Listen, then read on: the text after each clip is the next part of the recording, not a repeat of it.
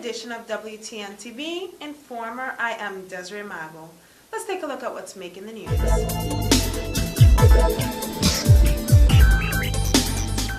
December 1st is recognized worldwide as International AIDS Day. St. Martin has lined up several activities to recognize the special day. On Thursday, the government held its ceremony by repinning the Prime Minister and the symbolic red ribbon. Program Director for the Government AIDS Program is Suzette Moses Burton, who opened the ceremony. Getting to zero gives us a goal to achieve. We need to get to zero stigma and discrimination. We need to also see zero human rights violations, zero AIDS-related deaths, among others, and zero new infections. Of all of these zero targets, zero new infections is of course the most ambitious, but it is the target that most affects each and every one of us, as it is in our individual hands to ensure that the spread of HIV and AIDS is curbed. This year has been quite a significant year in the field of AIDS internationally, particularly in the scientific arena. We have had many breakthroughs in new scientific developments, in studies related to serodiscordant couples and the transmission of HIV among serodiscordant couples. And we are seeing now, after the 0152 protocol, that the rate of transmission between an infected person who's on treatment and an uninfected partner is as low as 98% when the infected partner is on antiretrovirals, therefore leading us to believe that all of these targets, zero targets, are in fact achievable. The year has also been quite a significant year for St. Martin. We come to the close of our RED campaign this year after 4 very successful years, which have not only seen a significant increase in the level of participation in the private sector, and certainly the partnership between private and public sector in the fight against HIV and AIDS, but also in terms of the exposure that the RED campaign has given for St. Martin as a best practice for the region for establishing public-private sector partnerships. Prime Minister Sarah Westcott Williams was the keynote speaker for Thursday morning's ceremony. WTN-TV Informer now shares with you the speech of the Prime Minister. Like every other program and effort, especially in the area of health, in order to effectively carry out what we have set out to do, resources are necessary. However, in the case of St. Martin, because of the collaboration mentioned earlier, we have seen where we were able to achieve quite some, and while not having all of the resources that we believe are necessary, and not having all the resources that would allow us to do some of the additional things that we would have liked to do. All in all, I believe we can look back on a successful year of collaboration where we see the AIDS Foundation, other organizations, the media playing a very important role in keeping this matter in the public's eye as well, and then the businesses and government departments that have collaborated in what we have set out as the different projects as part of this entire program. Getting to zero. The objectives are clear. However, I believe it's incumbent on every country, including St. Martin, to relate that theme and the objectives to its own, in this case, our own local situation. On all levels, internationally, regionally, and locally, one of the challenges with respect to getting to zero is the ongoing discussions as to how the HIV/AIDS program fits into the larger public health agenda of any country.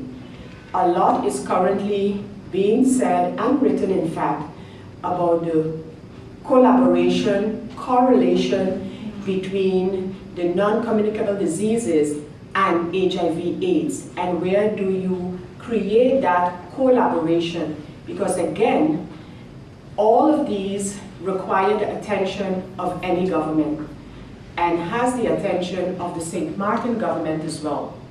The challenge I referred to earlier has to do with making sure that we have the information and data in our hands in order to determine how to promote the overall agenda, public health agenda, that will include and should include HIV/AIDS response.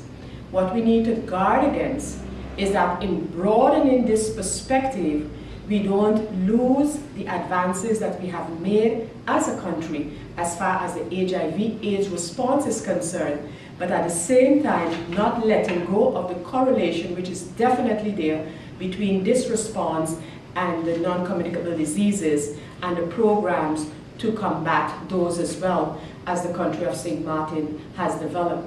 So as we observe this World AIDS Day here on St. Martin, a very important theme of getting to zero, because it gives us something to work towards. Ambitious, yes, but it sets certain goals for us to go after. As I mentioned earlier, and it is a very important point in our program going forward, is that in order to be able to measure what we are doing and how we are getting there, we need to have the collection of data. We need to be able to have the data of St. Martin so that the resources that we do have and the efforts and energy that we can put into the program are really put towards what is mostly needed and what the priorities are for St. Martin in terms of getting to zero. So again, I want to congratulate and commend Suzette and the other persons who work directly with her on this response. And as I said before, it has shown your work has not gone unnoticed, and St. Martin in this area can continue to play a pivotal role, and in some cases even set the standards as we move forward with our programs the way they have been developed here on St. Martin. Secretary General of Health Doreen Lucas Witt made the closing remarks at the ceremony. Indeed, this getting to zero is the first time in a very significant, different type of theme in comparison to previous years. And of course, this theme has been chosen in the background of a 15% decline of new infections, a 22% decline of AIDS-related deaths. And that, of course, drives the focus and the priority around getting to zero. And indeed, in the Caribbean and in St. Martin, we can translate that and define that, how it becomes relevant for us, relevant in terms of zero discrimination, zero stigma, zero new death-related HIV and AIDS cases. And that's how we can, I think, modify it. It's going to be a new phase, and it's also indicated, I believe, with the RED campaign that is also, of course, on its way in the United States with the political leadership of the President of the United States, where they even dub it as the beginning of the end of AIDS. So all those type of themes and subjects should be seen in the context of indeed decline, stabilization, no increase in our prevalence in the Caribbean region. So it is seen to be a change in the trend and the patterns that we've experienced over the last decades. The Chamber of Commerce will be hosting a 3-day street fair starting Friday, December 9th and ending on Friday, December the 23rd with a big Christmas youth extravaganza. This was announced during the recent press conference by the Chamber. Head of the Expo Committee is Ann Myers, who tells us more. The Christmas Village Fair Expo will be on the 9th, 16th and 23rd of December. It starts at 4 p.m. and ends at 10 p.m.